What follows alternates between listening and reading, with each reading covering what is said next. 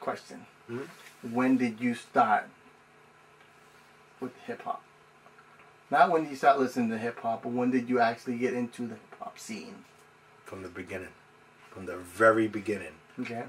From, I think, what was it? Wild Style was out and popular. Was that 79? 79, 80. Mm-hmm. Yeah, it wasn't even 80 yet. It was 79. Wild Style had just come out. Mm-hmm. None of those dudes was known yet. And they all went up to Orson Welles Theater. It's in between Harvard Square and Central Square on Mass Ave. 1001 Mass Ave. And they all bombed up the outside of Orson Welles with Wild Style. They tagged it all up. Not tagged it, but they bombed it up. And it looked dope. From that spot right then, I was like, yo, I didn't get to meet them dudes, but I, was up there and I was like, I'm going to go check out the movie.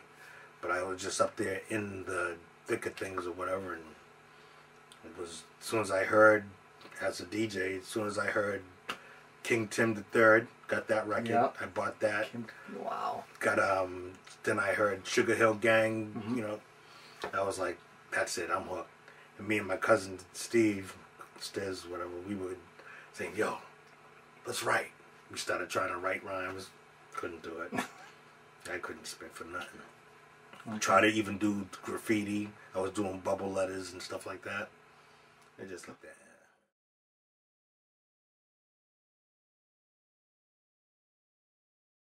So when did you start popping? I was popping from the moment I saw it on Soul Train in like 1975. I seen these two dudes. Okay, but in 75 and in 79, it's two different types of popping. No, there was popping. They were doing up rock in popping. 75. That b-boying. They were b-boying. I wasn't doing that. Okay. I saw popping on Soul Train, and said, I want to do that. And when the b-boys came and bombed up Orson Welles, and it's like I can't mess with that. That ain't my thing. But I loved it, but I just couldn't mess with it. So, but the popping thing, I gotta say, there was two brothers on Soul Train, not the blood brothers, but they both looked alike, big afros, long white, collared shirts, dark pants, and they went out there and they did this nasty routine. Me and my brother watching it, and after they ripped it, I was like, yo, that was bananas. Don Cornelius stopped them short of their routine finishing and said, I thought you all said you had a finished routine, and kicked them off. And I was like, yo, but they were, oh my goodness, that was dope. I was hooked. I was hooked, and I was trying to pop. I wasn't really doing it well, but I was trying. In the beginning stages, nobody did it well. Yeah. Well, except for those dudes. They looked Yeah, dope. well, they Might have been doing it before you. Yeah. So, now, But they were dope. from when you started to when you think you were at least to that type of level, how long did you think it took you? That was in 1980. So from 75 to 80, you got 5 years of training.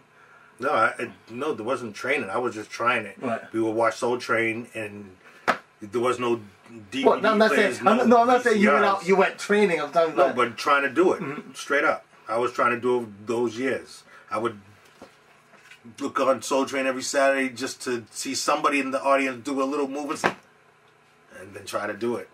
But it wasn't until I went into the Air Force and I met these brothers from Cali.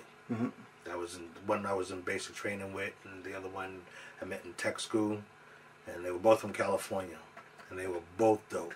But one had a different style than the other. Right. One was like real smooth, a lot of waves, and doing stuff that I was like, oh, how do you do that? The other one was more into miming, hitting, and robotic type stuff. But they were both dope. But I picked their brains, both of them, and then I ended up combining their styles into making my own joint. So now, in the 80s, that's when, 83, 84 is when, hip hop and, up rocking and, breakdancing started going somewhere. What differentiated? Yeah, what differentiated you compared to the other poppers out there, or the breakdancers out there? You know, because you've been doing your thing for a long time. I've known you for a long time, and you've been in the hip hop scene for a long time. So what made you different than them? Well,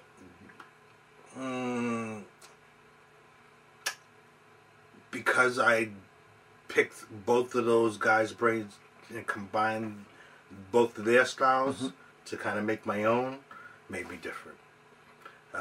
There was a lot of poppers that used to do that New York style of popping that you would see on Beach Street or whatever. And to me, when I would see that, I was like, but that's okay, but that ain't like what I know. Right. That ain't Cali style. Cali style was the originator of it, so if he wasn't doing Cali style, to me it just looked awkward. It looked like he was trying to do it, but it wasn't quite right. And the stuff that I was doing was Cali style. And I used to bug people out. People wasn't doing that around here at all. The one closest person that was doing it other than the people that I taught was Shallow. Shallow was doing some stuff that he was decent. You know, I liked him, and I wanted him in my crew.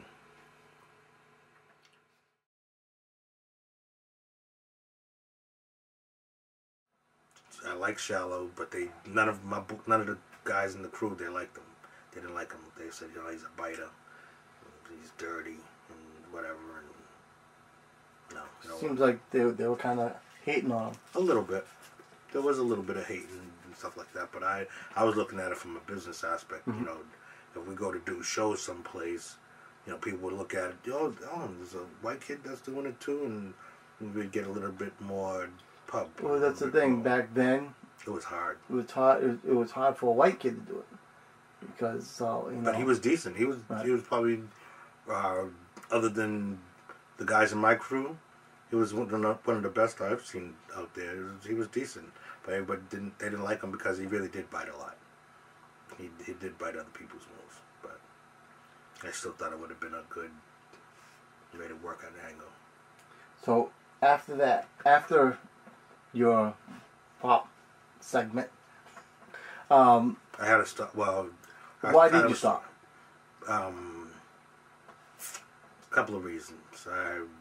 I was smoking too much weed, and children, don't do weed. It's bad for you. So go ahead. I was smoking too much, and as I was the oldest in the crew, I was 21, 22, and everybody else was like 15, 16. I think even, the youngest was probably 15. And Irv was probably the next oldest one. He was probably 18 or something like that. And actually, not out, because he's not that close to me in age. I'd say everybody was a good 6 years younger than I was. Okay. And we were traveling all over, eastern United States, from New Hampshire, Providence. We did down the Cape. We did a lot of spots. We just didn't go to New York. We went to we went down to Connecticut. Was the farthest, I think. But we were doing shows all over the place, and to travel with them, I was the oldest and leader of the crew. Was doing the driving, was getting the outfits together, was choreographing the routines, was doing the music for us, like mixing the music. I was doing everything, and a lot of my boys that I used to hang with used to kind of kid me and say, "Yo, Kevin, you running with these little young bucks, man. Come on, hang out with us. Let's go balling. Let's go play some ball." And that used to stress me out a little bit, because they were kind of like the peer pressure. Yeah. And then my father was really sick. He was dying of, he had cancer. Mm-hmm. And dealing with the stresses of that. And, that's why I was burning all the time to kind of just cope with things. And I started tripping out, smoking and popping, and I was getting burnt out. We became like ghetto celebrities and stuff, and to keep up with what we were doing, and me doing all the kind of behind the scenes work, directing and choreographing and music, and it was just a lot. I was kind of young. So between 22. what, 80? I quit everything. I quit dancing. At 85, 86. I was just spinning. Okay. I was so spinning. so I always maintained spinning my music. So you were your own DJ. Making my mixtapes. I still got mixtapes from back in the friggin' 70s. Straight up. He's old. No. Straight up. So I was mix mastered Messiah Kev, or whatever you want to call it. Back in Master Messiah Kev. That's a long ass name. I wasn't kidding. But I was spinning from. I got tapes from back in the 70s. Okay. Now. You also started working with artists like Ninja B. You managed a couple of different groups. Well, that came along. Funny how that came along. I quit the business. I quit everything. I wasn't dancing. I wasn't getting into nothing. I was just making my mixtapes and whatever, carrying around my music, breaking everybody off on new beats and everything. And Derek Goodman from the old crew, High Authority. High Authority. He said, "Yo, Kev, we got this manager. His name was Buzz. He's a mess. He sucks. Come on, Kev, look us up." Dan was on High Authority too. No, Dan? Derek Marazzo. Okay. And then Dan used to help. He used to spit on some of their stuff from time. But he was like, "Yo, Kev, just look out for us. Be our manager. We're going to." Actually, they went to one of the new music seminars down in New York, and they took Buzz with them, and they was like, "He's a mess. Kev, there's another one coming up next year. Could you take us?" And ever since he asked me, I got back into it. I started managing his crew, and then after his crew, I met with Ninja B and his partner Kim Sane. Oh Lord. Kim. I met up with him, and Darren didn't want to leave Kim Sane. Right. There was a little bit of friction here and there, but he didn't want to. He wanted to maintain his loyalties. Right, and that's good. I mean, it was cool. Kim was nice. I always felt like it's got to be one or the other with him. Either concentrate on making beats, which he could do, for the most part, but because he split it down the middle and tried to do lyrics, to be an MC and a producer, and it just wasn't working. He needed to concentrate on one or the other. But Ninja, I always thought that he had a little bit of something to bring to the table, production-wise. And once Darren let go of, or Ninja let go of messing around with Kim Sane, started doing more music, he said, "You know what? You need to hook up with Derek, who ended up being on his own, right? And put a little thing together and make it happen." And what was that group called? Dread and Ninja B. Dread and Ninja B. I got one of those cassette tapes up there. Then you guys have you guys put a album out, didn't you? No, just a demo. Demo. So, but now how did that go? Because they were happy with it, because they felt that hey, this is what represents us, Kev. Shop it. If they were happy with it. Even if I wasn't totally happy with it, I was going to be enthused to help them shop it. And now did you finance the project? All of it. Okay, so everything. If you from finance the project, equipment to we know that putting everything the friggin' disc or the cassettes so together. So why didn't you take charge of the? If you're financing it, why didn't you be like, okay, this is what we need to do? Musically, I know music. I know good music because I've been spinning it for so long. Been buying records since I was 6 years old. Literally. I got those records too. I know you do. People, his record collection is fucking ridiculous.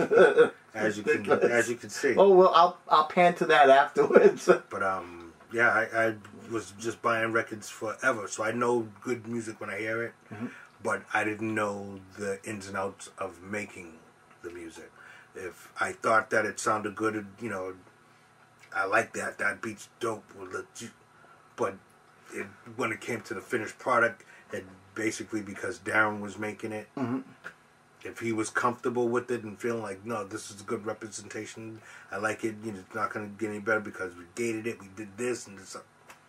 It's like, okay, if you're happy with it, I'm behind you.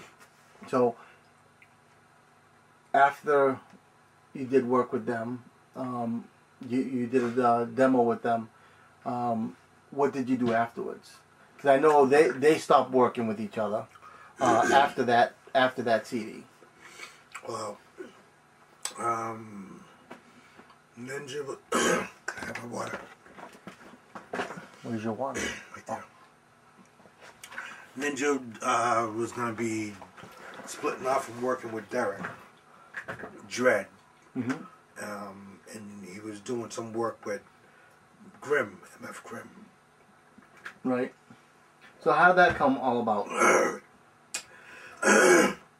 We met Grimm at the New Music Seminar in '92, I believe, when he was in one of the MC battles with Supernatural and Skills, and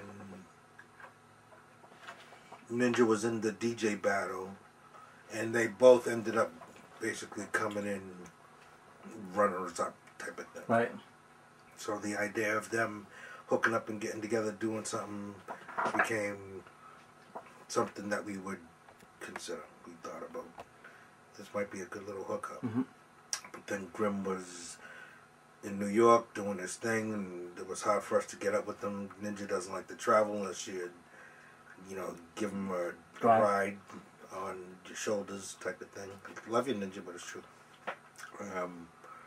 So I know. So a lot, you know, didn't get done like within a timely fashion like we could have. But I've always maintained my ties with Grimm, and even to this day, when I last spoke to him, probably a year ago, because he's out in Cali and busy,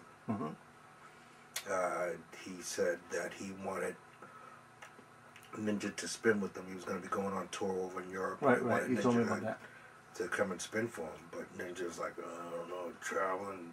I mean, as it is, dude don't like to drive himself. Yeah. Never mind trying to fly. So I don't know how that would work out,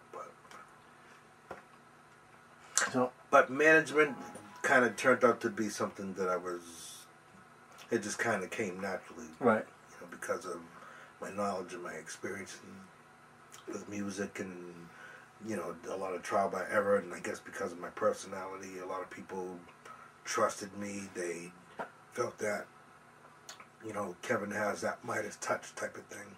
Stuff that he touches, for the most part, kind of turns to gold. He knows what he's doing. I trust his judgment. He does know his music, and they like that about me. So I would have people freaking bringing me demos all the time and wanting me to manage them, and from R&B acts to hip hop acts or whatever, it didn't matter. Now let's talk about your new venture. What are you doing now? Where's it at? And where you think you want it to be? Go ahead. Well, a good buddy of mine and longtime partner, business partner, we've tried our hand at a lot of different ventures over the last 18 years. We've been doing stuff together. This one, much like one of the earlier ones that we had, was a magazine. We had a magazine back in the mid-90s called the Facts magazine. It was a hip-hop based, like, weekly publication that pretty much undercut the news and information that the source was getting and putting out every month. Right. Ours came out weekly, so we had to jump on all the inside information and scoops behind the scenes in the hip hop, in the music world. And that was based in Boston? Yep. Okay. But somebody that was kind of hating on us wasn't giving us our messages and kind of put a kibosh on what we were doing with that magazine. Okay. We were coming out of pocket trying to do that print, and it was spreading like crazy. I mean, people like Denzel Washington and whatever out in California, from here to Detroit to Cali, all over was pictured, photographed, reading the magazine or whatever. But where we were covering the costs out of pocket ourselves on a weekly basis, it just became too much. And then getting undercut for our information, we ended up stopping the publication in '97, and but maintained a lot of our contacts that we had.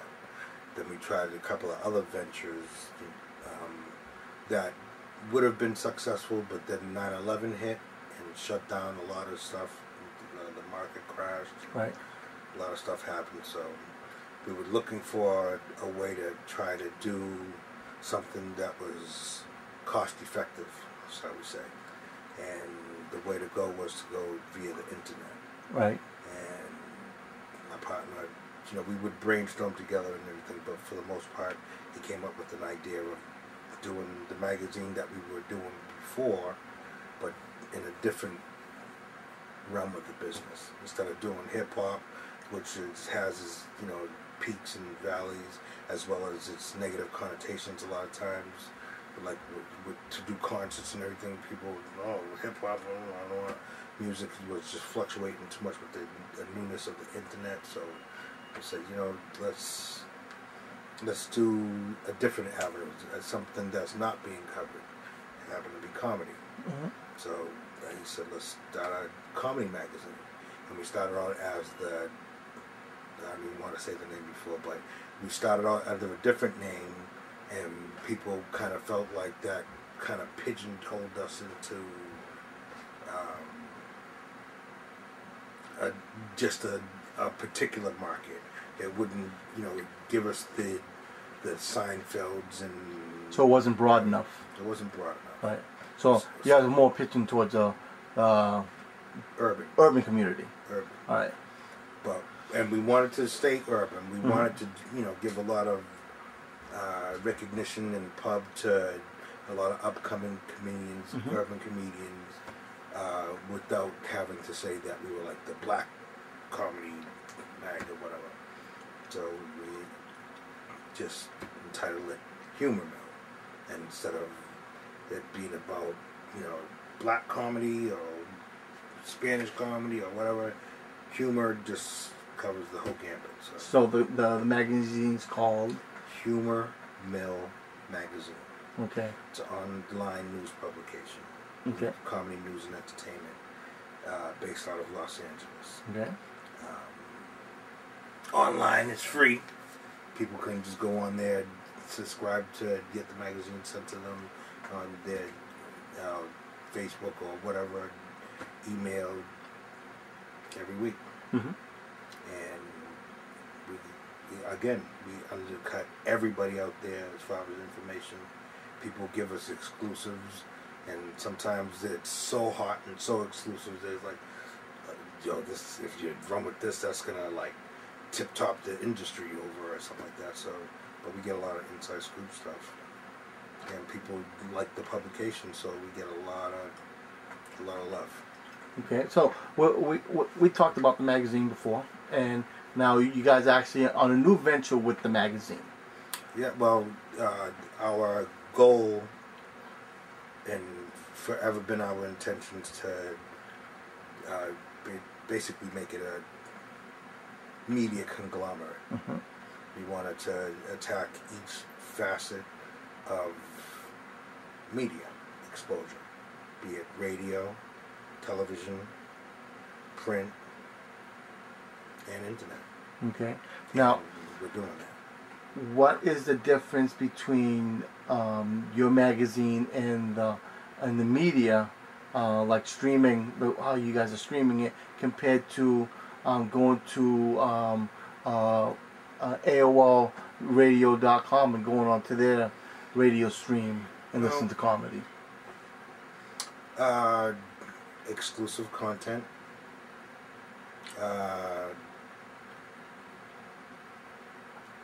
The content that I would say like a AOL or something, that's kind of broad. It's kind of, you know, after the fact. They're gonna get, you know, the stuff that you hear about already. Oh, I heard, you know, Lindsay Lohan she got arrested again or something like that. Yeah, and then you're gonna see that constantly printed in AOL and whatever else that, you know what I mean. Mm-hmm. With us, you're getting inside information that you say, really? Is that true? That's really happening? And nobody has that information, though, because we talk directly to the artists themselves as opposed to having to go through management to get things cleared, and you know, we talk to the artists themselves for the most part. So you're more source bound. You know what I'm saying? You get it more from the source than hearsay. Yeah. So Yeah. okay, so where do you want this to go? I know you said you want it to be a conglomerate. There you go. That's what we wanted to do. We want to be, as we're the only entity like this of its kind. We want to basically run the show. We want to run the market. Okay. When it comes to comedy, news, and entertainment information, you're gonna have to come to us first. You want to find out what's going on, you're gonna come to us first. And to cover it in all facets of the media, like I said, to have it on TV, like Entertainment Tonight, so to speak, type of television show, as well as having something on radio, radio shows where you can, people that are in the cars listening to satellite radio or whatever radio station or whatever city that they're in across the country, and then hear us. And also to have it in print so people, you know, the industry people can see what's going on, have something in their hands, what's going on.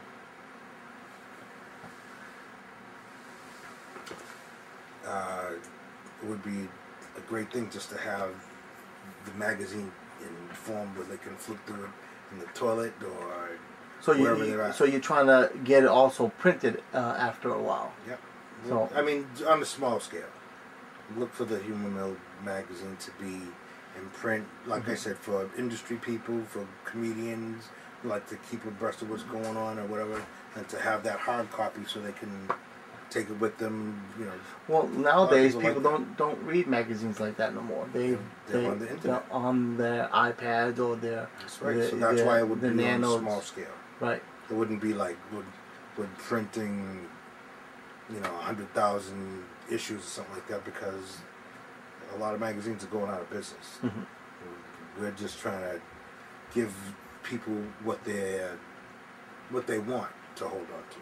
If it's a matter of just, you know, some people want the publication, then they can subscribe and get it, as well as it being available at comedy clubs or to the comedians and so on. Now this is based in California, so it's West Coast based. Yeah. And you're in the East Coast, you know, Massachusetts, Boston, Cambridge, you know. He's doing work there. You're doing work over here. What are you guys doing to maintain the work structure so you guys don't lose yourselves? Like he's doing one thing, you're doing another. You know, it's hard when it's, you know, you're separated from the company and you do your own thing. It's hard not being out there, because that's the mecca, that's where it's going on, and that's where you're going to get a lot of your info, as well as see a lot of people and, you know, get that word out there. From this end, as we're a national, or hopefully soon international publication, you know, being on this side of the world, it doesn't matter. You know, it can be got everywhere. Everybody can see it online. It doesn't matter if you're overseas. Television, it's not going to matter. Everybody's going to be able to see it. radio, the satellite radio. Everybody's going to be able to hear it. So it doesn't matter that I'm here. It's okay. So again, it's Humor Mill Magazine. HumorMillMag.com. okay.